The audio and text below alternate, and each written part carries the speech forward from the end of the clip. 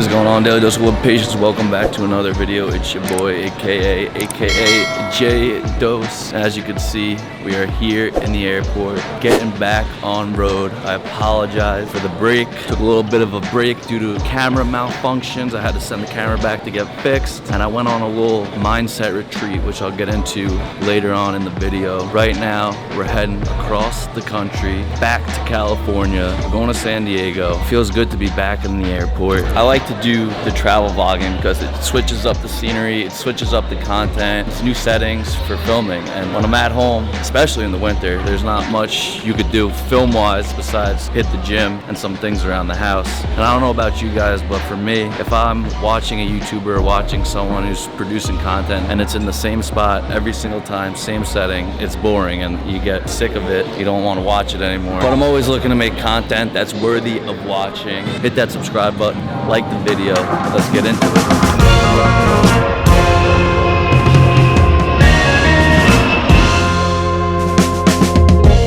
Good morning, California.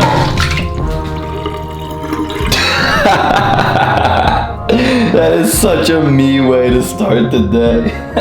I guess that's God's way of telling me I don't need the coffee right now. Oh man. What time is it? It's 11:40 back in New York, which means it's 8:40 here. Just getting the day started. Got in late last night. Long day of travels from New York. My dad got an earlier flight. He picked me up at the airport. We got in and out. Came back to the hotel and then just went to bed. Got up early today though, and I'm ready to show you guys a full day in San Diego. What you could do with 48 hours in San Diego. They always say San Diego has the best weather. California has the best weather, but San Diego particularly is always nice. The sun's always shining. The temperature is always perfect. You won't believe this. I know I talk about it a lot recently on my trips. The weather, it's cloudy and 63.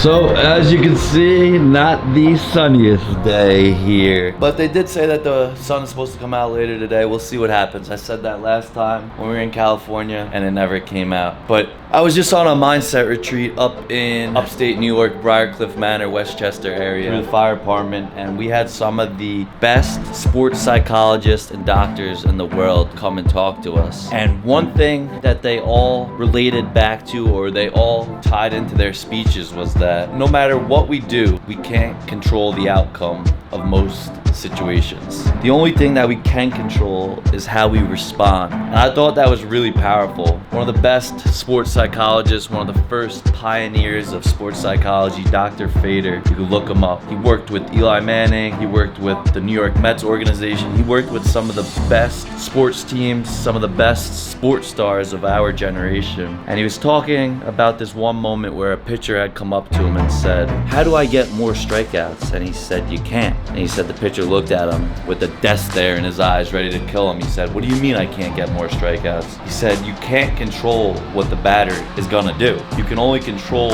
what you can do." And with baseball, with sports, with life, comes a percentage of chance and luck. There's a lot of things that we can't control.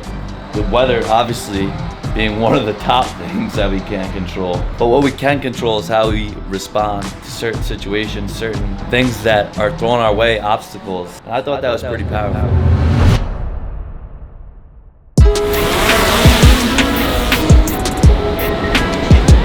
Got my coffee, made it down to Pacific Beach. Sun finally came out. Got prime real estate right here, right up in the front on the water. These houses are crazy. People live in those houses, and behind those houses are cars that they drive up right into the front of their houses. I don't know how that boardwalk is still standing with all the crazy storms that we've had. I'm not sure I'd want to live up there.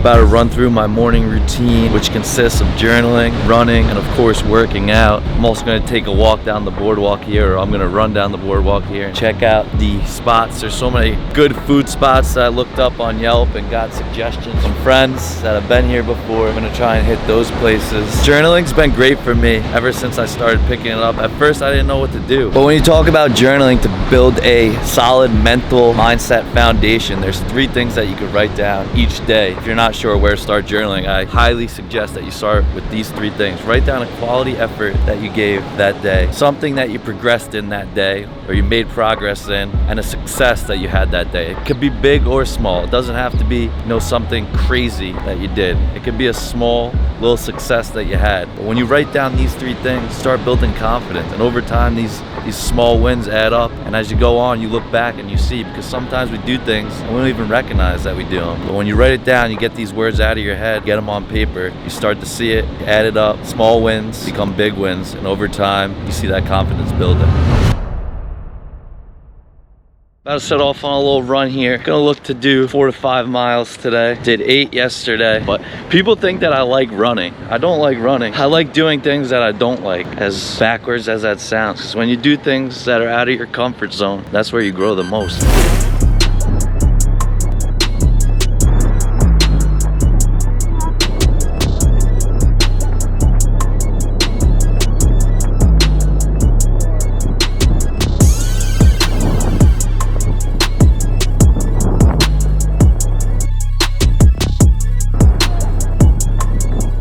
Let me tell you something, the sights on that boardwalk, the shorties were out today. If I could make a list of my top cities that I'm gonna be living in for a few months once Daily Dose goes independent and we take on this shit full time, San Diego right here is up there. Austin, Texas, I haven't been yet. That's one of my places I need to get to. Nashville, 100% up there to live for a couple months. Florida, Miami, that's a given, man. Those are the ones that come to the top of my head. Let me know what you guys think. If you could pick 3 or 4 places to live from like 2 weeks to 2 months, what would your places be?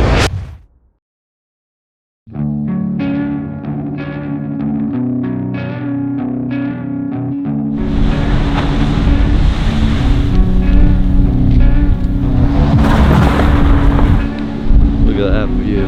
The famous Sunset Cliffs. What do you think of San Diego so far? Cold right now. Too cold. Pretty wild. You ever been over here? Nope. Yeah. Well, yeah, it's doobies. This is California. California reefer.